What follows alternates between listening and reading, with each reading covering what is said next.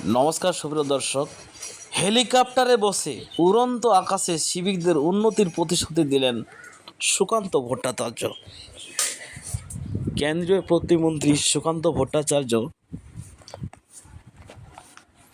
আজ আকাশে উড়িয়ে উড়িয়ে প্রচার করছেন ভোটের, আর কালকে ভোট সকাল সকাল শুরু হয়ে যাবে।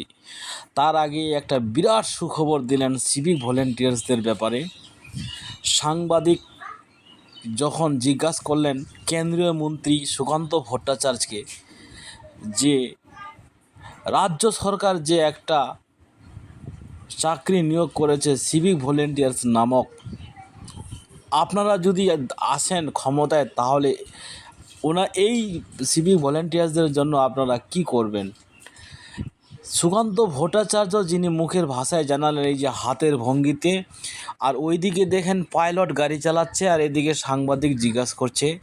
যা বলেছেন একবারে পারফেক্ট বলেছেন, খুব সুন্দর বলেছেন, কিন্তু ক্ষমতায় আসার পর অতএব সিভিক ভলেন্টিয়ার্সদের জন্য এটা খুব গুড নিউজ। তো দর্শক, আপনারা যদি সেই গুড নিউজটা শুনেন তাহলে কিন্তু একেবারে চমকে উঠবেন। গুড নিউজটা এমন সুন্দর বলেছে গোটা ডিপার্টমেন্টের জন্য এটা খুব একটা ভালো সুখবর হতে চলেছে। তো দর্শক, তো কালকে ভোট, আজকে হেলিকপ্টারে যেহেতু প্রচার করার মনে হয় নিয়ম টিয়ম নাই, তাই খোলা আকাশে তিনি হেলিকপ্টারে উঠছেন। এই হেলিকপ্টারের মধ্যে চলন্ত অবস্থায় সিভিক ভলেন্টিয়ার্সদের কথাবার্তা চলছে কম ব্যাপার। আকাশপথে সিভিক ভলেন্টিয়ার্সদের নিয়ে ডিসকাস।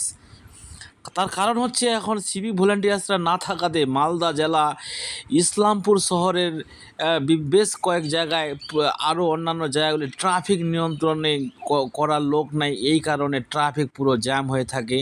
এক একটা রাস্তা পার হইতে গাড়ি যানবাহনগুলোকে অনেকটা সময় ধরে আটকে থাকতে হয়। তার কারণ হচ্ছে টোটোর সংখ্যা অনেকটা বেড়ে গেছে।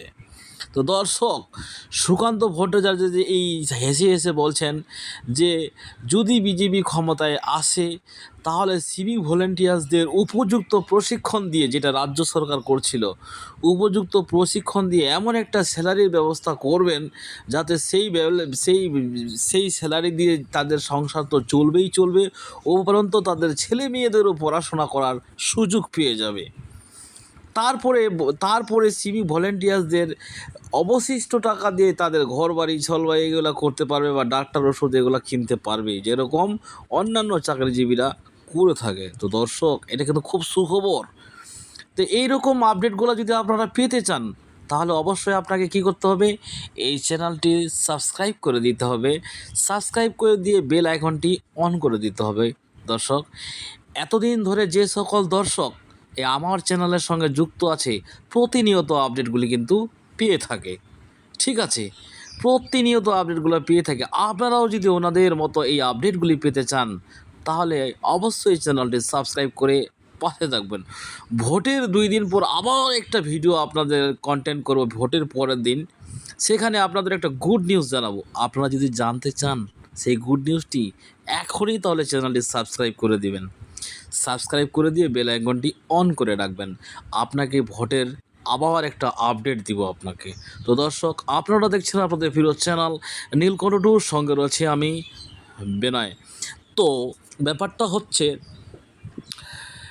রাজ্য সরকার এই এপ্রিল মাস থেকে যে সিভিক ভলেন্টিয়ার্সদের যে 1000 টাকা বাড়ার কথা বলা হয়েছিল, রাজ্যের কথা অনুযায়ী কিন্তু এই এপ্রিল মাসেই লাগু হয়ে গেছে।